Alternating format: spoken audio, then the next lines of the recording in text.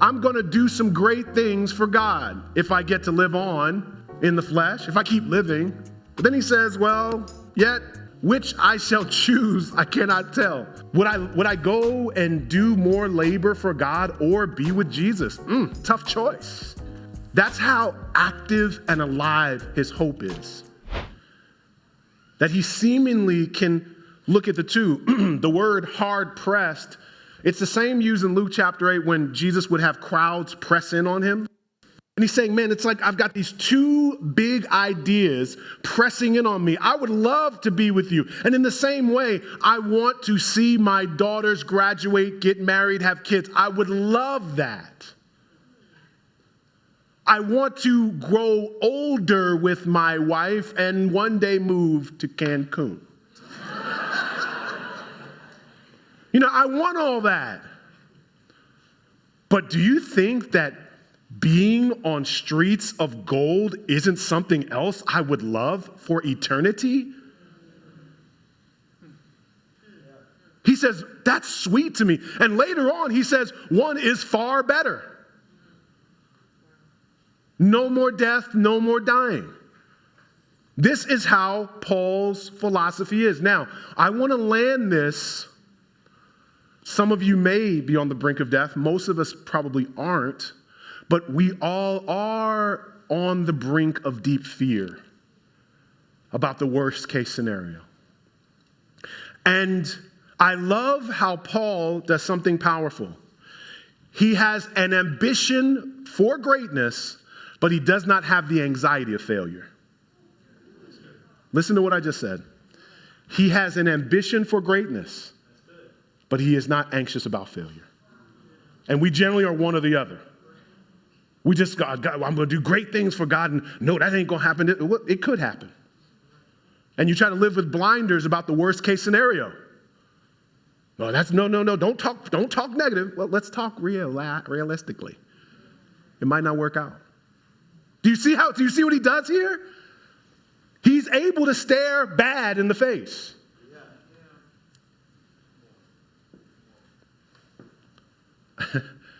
How can you be a person to have an ambition for greatness? Could have some fruitful labor. Would love that. It's going to bear fruit. I believe God's going to do great things. But might not work out. Be with Jesus. How can you have an ambition for greatness without anxiety of failure?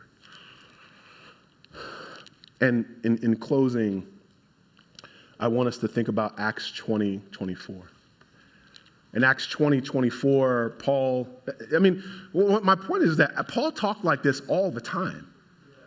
But in Acts 20, he's talking about his life and the twists and turns it may take and how he's not sure what things are going to work out for him. And this is what he says in Acts 20:24.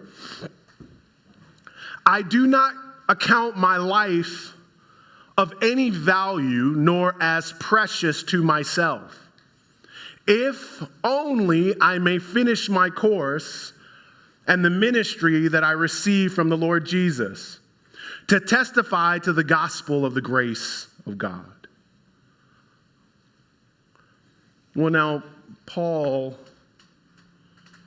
this man who is filled with ambition but doesn't have a fear of failure, Paul, what do you mean your life isn't precious to you? Is that some kind of like suicidal kind of vibe? Like, what do you mean your life isn't precious? You don't value yourself? You don't think you're made in the image of God? No. Paul's not saying, I don't value life. Paul's not saying, I don't have human dignity. I believe what Paul is saying is, I don't look at my life as precious. Then he says, I just want to finish my course. What he means by precious is like his treasure, the thing he's protecting, the thing that no one can touch. And what he's saying is, I've read the Bible. I've seen how life works. God has a course for my life. And there might be a season that I end up with some twists and turns that I did not anticipate and I do not want. Further, the stories and chapters of my life not only may not go the way I want, but they may end earlier than I think. And here's what I've concluded. My life isn't mine. I give you the full right to put me where you want to put me because you have created the course of my life.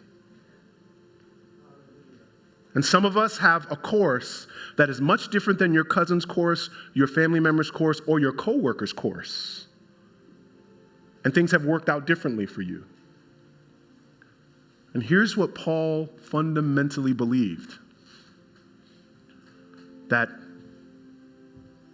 his life was not defined by birth than death. Here's what he believed. He believed that God was everlasting to everlasting, and he believed his life fit into God's story. He wasn't trying to fit God into his story. Everything changes when you know your story fits into God's story. I'm not trying to just fit God into my story. Oh, God, I want this next chapter to be great. Well, sure, pray that. Because we all want fruitful labor. But when my heart is broken, when my options are few, when rejection is high and friendships are low, I do not need to scroll on some timeline looking at everybody else's life thinking they are loved by God more than me. No, I've seen it, God. You give people different stories, and I allow you to use my story however you want. Why? Because death is not the end. Some of you are trying to have a great 40, 60, 80 years as if that's it.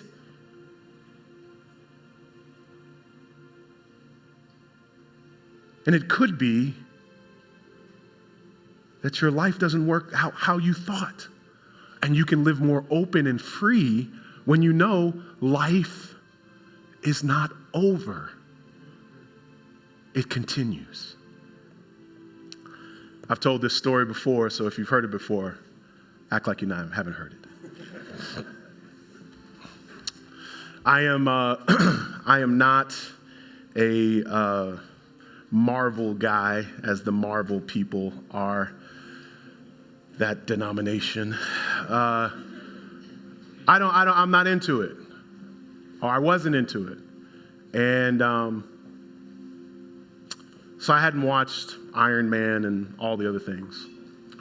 But Black Panther came out, and I went to see Black Panther because I'm black. And apparently it became a cultural tradition, and it was kind of like, hey, all the black folks are going. So I was like, well, I'm black, so I'll go. And I dusted off my dashiki, you know what I'm saying, and went. Don't act like y'all didn't. It was a cultural moment. And so I went, and it was wonderful.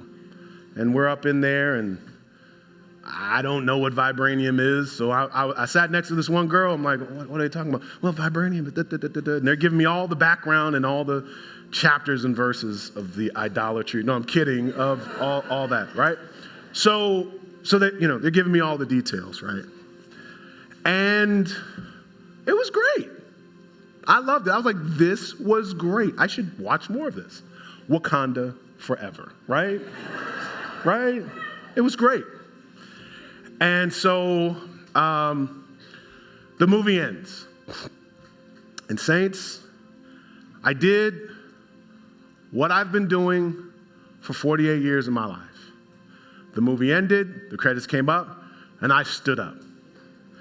And then all the Marvel nerds were like, what are you doing, Pastor James?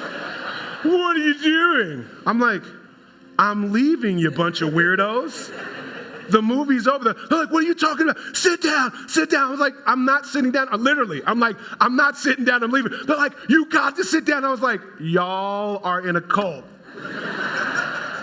I hate to tell you this. They're like, no, sit down. So then the girl that's been kind of giving me all the details leans over to me. She says, you don't leave. I said, why? She goes, Pastor James, come here. She goes, in these stories, the end is not the end. There's always one more scene. And all these people are waiting for one more scene. So I stayed. And the last scene was great. And I was like, oh, this is great. And I want you guys to know something. For us, the end is not the end. There's always one more scene. And listen, it ain't Wakanda forever. It's Jesus forever and ever and ever and ever and ever and ever and ever. So you don't have to be afraid of death or loss, because your story doesn't end in a graveyard. Your story ends in a kingdom, and it continues forever.